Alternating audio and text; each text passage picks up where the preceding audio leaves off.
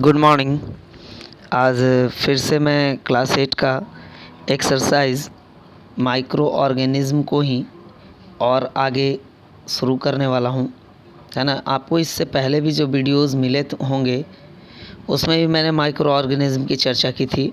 और चर्चा करने के साथ साथ आप लोग देख सकते हैं, आपके स्क्रीन पे दिखाई दे रहा होगा कि आप लोगों को लास्ट वीडियो में, है ना, इसके पहले जो आपको वीडियो मिला था उसमें मैंने disease causing viruses, harmful viruses के बारे में पढ़ा दिया था, है ना। तो आज हम लोग शुरू करने वाले हैं कहाँ से? तो आज शुरू करने वाले हैं हम लोग फंगी से। आप लोगों के स्क्रीन पे दिखाई दे रहा होगा। तो आइए हम लोग शुरू करते हैं इसको। यहाँ आप लोग देख सकते हैं, लिखा हुआ है कि we must have observed greenish और yellowish growth on leather goods during rainy season. आप लोग जो हैं या फिर हम लोग जो हैं देखे होंगे कि जो भी ऑर्गेनिक मैटर होता है उस पर कभी कभी हमको रेनी सीजन में ग्रीनिश और येलोइश जैसा सब्सटेंस दिखाई देता है। The greenish cottony growth on the rotting fruits, bread, pickles and beautiful mushrooms growing in the fields are all the examples of fungi. आप लोग देखे होंगे कि बरसात के मौसम में, है ना, रेनी सीज़न में, कैसे सीज़न में, रेनी सीज़न में जो होता है कि नॉर्मली जो लेदर गुड्स होते हैं उस पर आप लोग देखे होंगे कि ग्रीन कलर का या फिर येलो कलर का जो होता है कुछ स्ट्रक्चर आ जाता है। स्ट्रक्चर उसको कहा क्या जाता है? तो इसी स्ट्रक्चर को कहा जाता है फंगी। इसी स्ट्रक्चर को क्या कहा जाता है? फंगी कहा जाता है ना। तो यहाँ पे आप लोग देख सकते हैं कि फलों पे का भी सड़ते हैं तो उसको ऊपर जो है हल्का येलोइश कलर का आ जाता है स्ट्रक्चर। ब्रेड होता है, पिकल्स होता है, ब्यूटीफुल मशरूम्स होता है। ये जो खेतों में जितने भी आप लोग उगते देखते हैं ये सारे के सारे क्या है? फंगी हैं। यहाँ लिखा हुआ है fungi are non green plants. याद रखेंगे फंगी कैसा प्लांट्स है? नॉन ग्रीन प्लांट्स है। इसका मतलब फंगी होता क्या है? तो फंगी हेट्रोट्रॉफ होता है। हेट्रोट्रॉफ होता है। फंगी हेट्रोट्रॉफ होता है। कहने का मतलब ये अपना भोजन खुद से बनाता नहीं है। ये क्लियर हो गया यहाँ पे। And include moulds, rust and puff balls, है ना। साथ में फंगी के साथ जो आपका माउल्स है वो भी नॉन ग्रीन प्लांट होता है, रस्ट भी आपका नॉन ग्रीन प्लांट्स होता है और पफ बॉल भी जो होता है आपका नॉन ग्रीन प्लांट्स होता है।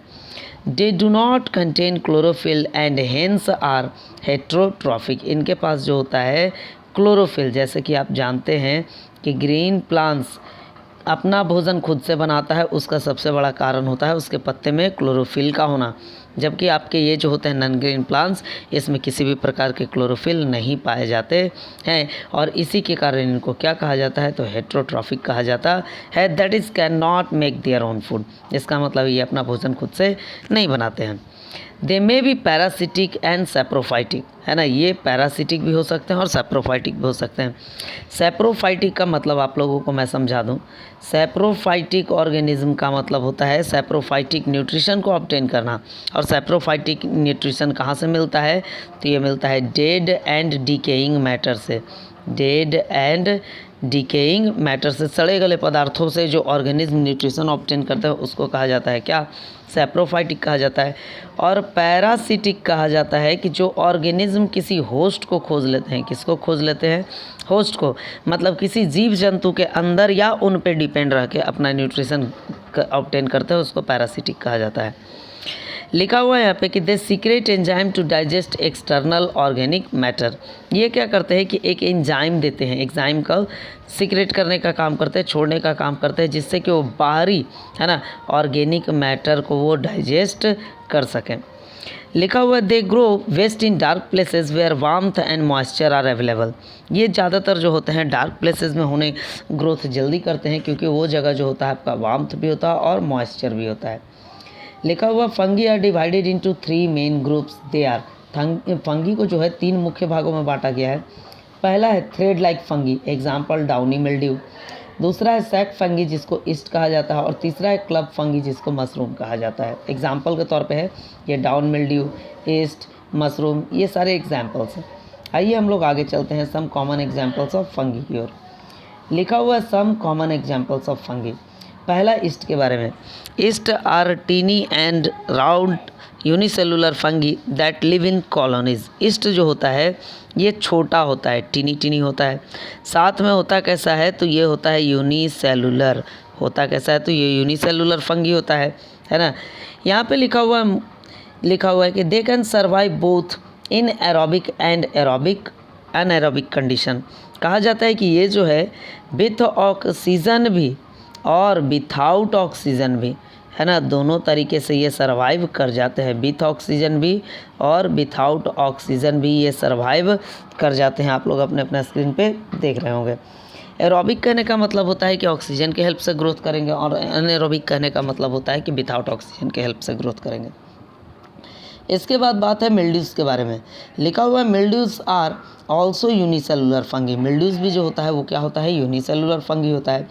Most of them are parasites that grow on plants like grapes, rose, gooseberries, wheat and barley. ये जो होते हैं पैरासाइट्स होते हैं, और ये मोस्टली होते किस चीज़ पे है, तो ये होते हैं ग्रेप्स पे, रोजेज़ पे, गूसबेरी पे, वीट पे, वार्ली पर, इन सभी चीज़ों पर होते हैं। They do not kill the plants but make them weak. ये जो होते हैं पौधे को पूरा ख़त्म तो नहीं करते, लेकिन हाँ उसको नुकसान ज़रूर पहुंचाते हैं। दस डिक्रीज देयर प्रोडक्टिविटी। ये जो मिल्ड्यूज होते हैं प्लांट के प्रोडक्टिविटी को इफ़ेक्टिव करते हैं। अगला है माउल्स के बारे में जानना। लिखा हुआ है moulds are multi cellular fungi. Moulds जो होता है मल्टी सेलुलर फंगी होता है। They consist of a network of branching threads और hyphae called mycelium. Moulds जो होते हैं ये क्या करते हैं कि एक जहाँ पे भी होते हैं, ये जिस ऑर्गेनिज्म पे भी होते हैं, जिस डेट और डिकेइंग मटेरियल पे भी होते हैं, वहाँ पे ये ब्रांचिंग थ्रेड का जैसा फॉर्मेशन करते हैं, और जिसको कहा क्या जाता है, माइसेलियम कहा जाता है। लिखा हुआ they can be seen growing on a stale bread, old pickles, rotting fruits और इवन ऑन शूज़, है ना। कहने का मतलब है कि ये जो सामान्य तौर पर होते कहाँ हैं, तो सड़े हुए ब्रेड पे होते हैं, है ना। सड़ते हुए जो बासी ब्रेड होता है उस पर, घर में रखा हुआ अचार अगर आप पानी से छू दीजिएगा तो उस पर हो जाएगा पानी के कांटेक्ट में आने पर। रॉटिंग फ्रूट्स, सड़े हुए आपका जो सड़ रहे होते हैं आपके फल, उस पर ये हो जाते हैं। इसके बाद है ये शूज़ पे भी कभी कभी दिखाई दे देते हैं। लिखा हुआ माउल्ट्स आर एरोबिक। माउल्ट्स क्या होते हैं, एरोबिक होते हैं। कहने का मतलब है कि ये ऑक्सीजन के हेल्प से अपने ग्रोथ को करते हैं, है ना। इसीलिए इनको क्या कहा जाता है, एरोबिक कहा जाता है। अब है मशरूम के बारे में जानना। लिखा हुआ है यहाँ पे कि mushrooms are the largest fungi. Mushroom जो होता है सबसे बड़ा फंगी होता है ना। बहुत सारा मशरूम हम लोग खाते भी है। We might have seen them growing on decaying wood on grassy grounds during the rainy season. सामान्य तौर पे हम लोगों को ये कब दिखाई देता है, तो किसी सड़े गले लकड़ी पर दिखाई दे देगा, और नहीं तो ग्रासी ग्राउंड पे दिखाएगा। आपके कौन से मौसम में, तो दिखाई देगा रेनी सीजन में। तो ये था बात फंगी के कुछ एग्जाम्पल्स के। अब आइए हम लोग देख लेते हैं इंपॉर्टेंस ऑफ फंगी। यहाँ आप लोग देख रहे होंगे। पहला है yeast is used in making breads, cakes, idli, dosa, etc। East का इस्तेमाल करके हम लोग क्या क्या बना लेते हैं, तो हम लोग बनाते हैं ब्रेड, है ना। हम लोग क्या बनाते हैं, तो केक बना लेते हैं। हम लोग क्या बनाते हैं, तो इडली बना लेते हैं, है ना। हम लोग क्या बनाते हैं, तो डोसा बनाते हैं। इन सभी चीज़ों को बनाने के लिए ईस्ट का उपयोग किया जाता है। Yeast is rich in vitamin B. Yeast जो होता है आपका विटामिन बी में का मात्रा जो होता है ईस्ट में बहुत ज़्यादा पाया जाता है। इसके बाद है yeast is also used for commercial production of alcohol. East का इस्तेमाल करके आपको एल्कोहल बनाया जाता है। क्या बनाया जाता है, एल्कोहल बना लिया जाता है। And wine by growing them on natural sugars present in grains like barley, wheat, rice, crossed fruits, juices, etc। और क्या किया जाता है कि शराब को तैयार किया जाता है किस तरीके से, तो पौधे में जो उसके अनाजों में या उसके सीड्स में जो नेचुरल शुगर पाए जाते हैं उसको कन्वर्ट करके। लिखा हुआ some fungi such as mushrooms are directly used as food. कुछ ऐसे भी होते हैं फंगी जिसमें, जैसे में कौन, तो जैसे में आपका मशरूम, इसको डायरेक्टली रूप में भी भोजन के तौर पे इस्तेमाल किया जाता है, सब्जी बनता है इसका। It should be noted that only some varieties of mushroom are edible. और यहाँ पे सबसे बड़ा ध्यान देने योग्य बात है कि फंगी का जो मशरूम होता है, फंगी जिसको हम लोग मशरूम के तौर पे इस्तेमाल करते हैं खाने में, ये मशरूम जो होता है आपका टोटल का टोटल खाया नहीं जाता। कुछ ही जो मशरूम होते हैं वो आपके इडिबल होते हैं, सारे मशरूम्स आपके इडिबल नहीं होते हैं। तो आप लोग स्क्रीन पे देख सकते हैं इसको। चलिए आगे देख लेते हैं 4 नंबर से। 4 नंबर में है लिखा हुआ, आप लोग स्क्रीन पे देख रहे होंगे कि सब medicines are prepared from fungi. कुछ मेडिसिन्स भी जो होते हैं फंगी से तैयार किए जाते हैं। आपके स्क्रीन पे आपको दिखाई दे रहा होगा कि कुछ मेडिसिन्स जो होते हैं आपके फंगी से क्या किए जाते हैं, तैयार किए जाते हैं। Penicillin an antibiotic is made from Penicillium नोटैटम।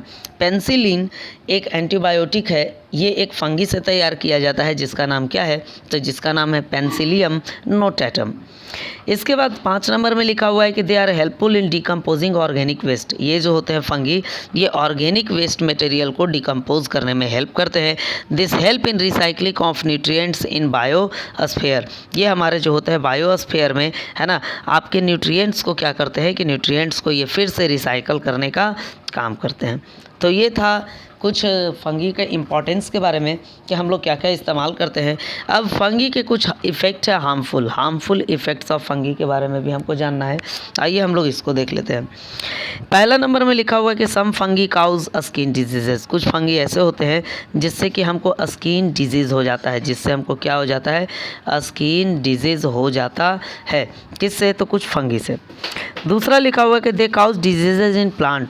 ये जो होते हैं प्लांट्स में बीमारियों का कारण बनते हैं। Example loose spot of wheat, potato blight. इस टाइप के बीमारी प्लांट्स में हो जाते हैं। किसके कारण, तो होते हैं आपके फंगी के कारण, है ना। चलिए आगे लिखा हुआ है कि some of the fungi spoil food and rot cloth, shoes, wooden material, books etc। कुछ फंगी जो होते हैं आपके भोजन को ख़राब कर देते हैं, कपड़े को सड़ा देते हैं, शूज़ को सड़ा देते हैं, वुडन मटेरियल जो होता है उसको ख़राब करते हैं और बुक्स को भी ख़राब कर देते हैं। आपको स्क्रीन पर दिखाई दे रहा होगा। अब आगे जो है लिखा हुआ है 4 नंबर में, देख सकते हैं आप लोग यहाँ पे कि a type of fungus lives between the toes in humans and causes terrible itching. सामान्य तौर पे देखे होंगे कि आप लोग अगर बरसात के दिनों में या फिर आप लोग पानी में ज़्यादा रह के काम करते होंगे तो टोज़ में एक इचिंग नाम का बीमारी होता है। इचिंग जिसको खुजली भी हम कहते हैं। This causes a disease known as athlete's foot. इसी के कारण एक डिजीज़ हो जाता है, जिस डिजीज़ का नाम क्या है, तो जिस डिजीज़ का नाम है एथलीट्स फुट। अब है medicinal uses of micro organism. तो सबसे पहले मैं रिकैप करा दूं कि अभी तक आप लोग क्या क्या जान गए। तो अभी तक आप लोग बैक्टीरिया के बारे में जान गए, आप लोग वायरस के बारे में जान गए, है ना। इसके बाद आप लोग जो है आप लोग फंगी के बारे में जान गए, है ना। इसके बाद अब जो हमको जानना है वो है माइक्रो ऑर्गेनिज्म का मेडिसिनल यूज़ क्या क्या होता है। लिखा हुआ है कि सब medicines are obtained from micro organisms which either kill और प्रिवेंट। यहाँ पे देखिएगा ये वाला जो है लिखा हुआ ये और प्रिवेंट है, अलग अलग आप लोग कर लीजिएगा, मुझसे टाइप करने के दौरान ये मिसिंग हो गया है। तो सब medicines are obtained from micro organism which either kill और prevent the growth of diseases causes micro organism are known as antibiotics. कुछ दवाई जो होता है माइक्रो ऑर्गेनिज्म से तैयार किया जाता है, किसको रोकने के लिए, तो माइक्रो ऑर्गेनिज्म से होने वाले बीमारियों को रोकने के लिए, जिसको कहा क्या जाता है, तो जिसको एंटीबायोटिक कहा जाता है ना। Anti means against, abiotic means living, है ना। एंटी का मतलब होता है अगेंस्ट, है ना। अगेंस्ट का मतलब आप समझते होंगे विपरीत कह सकते हैं, और बायोटिक का मतलब होता है जीवन, है ना। लिखा हुआ कि some of the commonly used antibiotics are chloramphenicol, erythromycin, tetracyclines, streptomycin, ciprofloxacin, है ना। ये जो कुछ हैं आपको कॉमन एंटीबायोटिक्स के नाम दिए हुए हैं। अब है काउजिंग के बारे में जानना, है ना। यहाँ पे लिखा हुआ है काउजिंग, जिसको देख लें हम लोग। काउजिंग वाइल यूजिंग एंटीबायोटिक्स, मतलब जब हम इस्तेमाल करते हैं एंटीबायोटिक्स का तो उसको इस्तेमाल क्यों करते हैं, है ना। इसके काउजिंग के बारे में हम लोगों को जानना है। यहाँ पे लिखा हुआ है कि अस ऑफ, यूज़ ऑफ होगा यहाँ पे, अस ऑफ नहीं होगा, आप लोग ये सुधार लें। यहाँ पे use of antibiotics has become more selectively, यहाँ पे देखिएगा यहाँ पे भी सेलेक्टिवली मिस हो गया है, selectively as side effects such as toxicity, allergy, resistance may occur due to their long use. लिखा हुआ है कि यूज़ जो होता है आपका एंटीबायोटिक्स का, ये बहुत सोच समझ के किया जाता है ताकि ये किसी के बॉडी में जहरीला ना हो, एलर्जी ना बना दे, है ना, रेजिस्टेंस मतलब क्रिएट करे। तो bacteria have the ability to develop immunity following repeated और insufficient doses, so more advanced and synthetic antibiotics are continuously required to overcome them. तो होता क्या है कि बैक्टीरिया में एक प्रकार का इम्यूनिटी सेंसर पाया जाता है, जिसके कारण कि लोगों में या फिर लिविंग थिंग्स में जो होता है इम्यूनिटी सिस्टम है ना, क्या चाहिए, तो इम्यूनिटी सिस्टम को ग्रोथ करवाने में हेल्प करता है। तो एंटीबायोटिक से यही काम होता है कि आप बीमारी से बचने के लिए आप क्या करते हैं, तो इसका जो होता है बेहतर डोज लेने पर आप जो होते हैं अपने इम्यूनिटी सिस्टम को डेवलप कर पाते हैं। अब हम लोगों को जानना है वैक्सीन्स के बारे में कि vaccines and their roles in human body. Vaccine आप जानते हैं कि हम लोगों को भी वैक्सीन बहुत सारा पड़ता है, जैसे आप लोग नाम सुने होंगे, पोलियो का वैक्सीन पड़ता है ना। तो वैक्सीन होता क्या है, तो वैक्सीन भी एक प्रकार का होता है मेडिसिन, जो कि फ्यूचर में किसी बीमारी ना हो जाए उससे बचाने के लिए वैक्सीन का इस्तेमाल किया जाता है। लिखा हुआ vaccine is a preparation of modified viruses और bacteria that is introduced in a healthy body to include the specific antibody reaction that provide immunity against a particular disease. Vaccine क्या होता है कि एक प्रकार का मॉडिफाइड वायरस या bacteria हो सकता है, जो कि क्या करता है कि हेल्दी बॉडी को इंट्रोड्यूस करता है स्पेसिफाइक एंटीबॉडी रिएक्शन के लिए, ताकि कि इनका जो है इम्यूनिटी सिस्टम जो है अच्छे तरीके से ग्रोथ करे और ये किसी पर्टिकुलर बीमारी से बचें, है ना। यहाँ लिखा हुआ है in 1796 English physician Edward Jenner was the first to discover the vaccine for small pox, है ना। 1796 ईस्वी में, है ना, सन 1796 में इंग्लिश फिजिशियन, है ना, एडवर्ड जेनर, जिन्होंने सबसे पहली बार वैक्सीन खोजा था, किसका, तो स्मॉल पॉक्स का। स्मॉल पॉक्स जिसको आप लोग माता जी भी कहते हैं, है ना, तो इसका वैक्सीन खोजा था किसने, तो एडवर्ड जेनर ने। अब हमको पढ़ना है the role of micro organism in increasing soil fertility. मिट्टी की फर्टिलिटी को बढ़ाने में, मिट्टी की फर्टिलिटी को इंक्रीज़ करने में आखिर माइक्रो ऑर्गेनिज्म का रोल क्या है, तो हम लोग अब ये जानने वाले हैं कि मिट्टी की फर्टिलिटी को बढ़ाने में माइक्रो ऑर्गेनिज्म का रोल क्या है, हम लोग इसके बारे में जानेंगे। लिखा हुआ है यहाँ पे कि there are some bacteria and algae blue इन algae which increase the fertility of soil. कुछ बैक्टीरिया ऐसे होते हैं जैसे ब्लू ग्रीन एल्गी, ये करते क्या है कि मिट्टी की फर्टिलिटी को बढ़ाते हैं। They are commonly known as biological nitrogen fixers, है ना। इनको हम लोग सामान्य तौर पे कौन से नाम से जानते हैं, तो हम लोग जानते हैं बायोलॉजिकल नाइट्रोजन फिक्सेसर के नाम से जानते हैं। लिखा हुआ one such example of rhizobium which is involved in the fixation of nitrogen in pulses leguminous plants.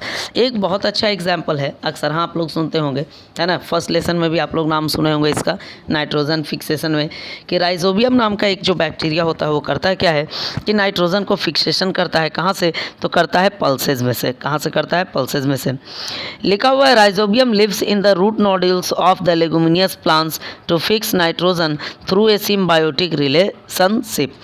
Rhizobium जो होता है ये रहता कहाँ है, तो रहता है रूट नोड्यूल्स में। और रूट नोड्यूल्स क्या होता है लेगुमिनियस प्लांट्स का, तो लेगुमिनियस प्लांट्स के रूट्स में जो आपका होता है स्वेलिंग्स, उसी में रहता है आपका राइजोबियम बैक्टीरिया। ये करता क्या है कि एटमॉस्फेरिक नाइट्रोजन को नाइट्रोजन न्यूट्रिएंट्स में बदलकर, है ना, मिट्टी को देने का काम करता है।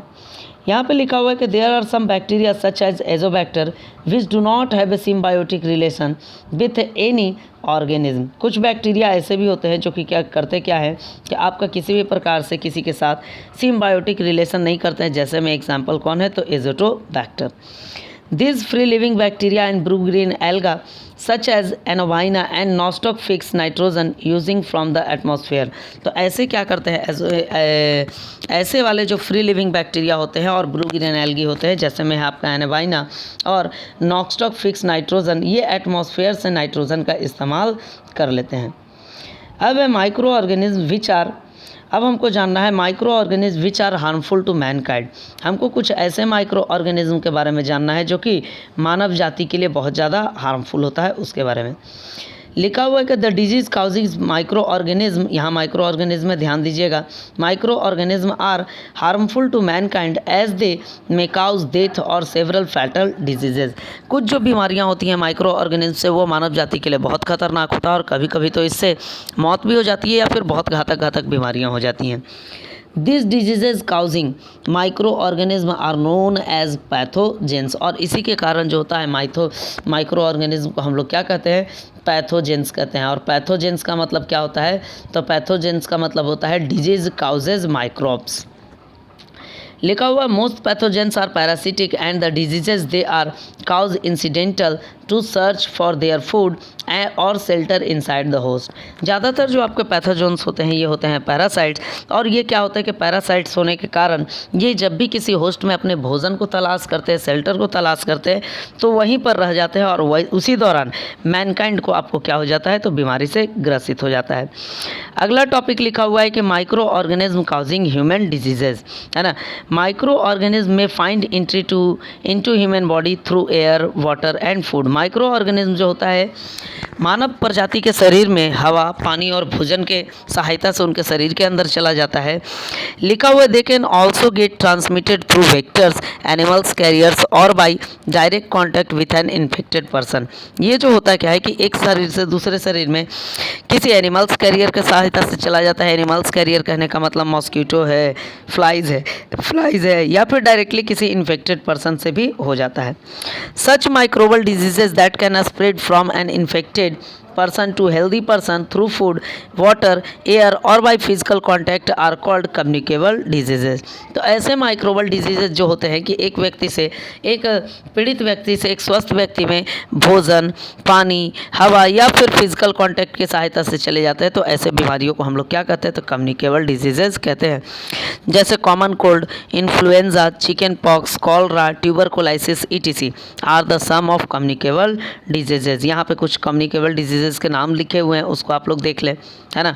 फिर से मैं एक चीज़ बता दूं कि बाबू लोग, ये जो है आपका बुक नहीं है, ये एक प्रकार का नोट्स है, और इस नोट्स को मैं जहाँ जहाँ तक पढ़ाते जाऊँगा आपको अपने फेयर कॉपी में इसको करते चले जाना है, और कोशिश ये करना है कि फेयर कॉपी में करते के साथ साथ आप लोगों को इसको अच्छे तरीके से स्टडी भी करना है, ताकि कि अगले होने वाले एग्जाम्स में आपको बहुत ज़्यादा हेल्प मिले। आइए फिर देखते हैं, यहाँ पर लिखा हुआ है प्रिवेंटिंग कम्युनिकेबल डिजीजेज, कैसे रोका जा सकता है उनको। तो लिखा हुआ है complete isolation of the disease person. कहा जा गया है कंप्लीट आइसोलेशन, कहने का मतलब है कि जो पीड़ित व्यक्ति हो उसको जब तक वो ठीक नहीं हो जाए उसको कहाँ रखा जाए, तो आइसोलेशन में रखा जाए। कहाँ रखा जाए, आइसोलेशन में रखा जाए। कहने का मतलब है कि उसको एकदम अकेले रखा जाए।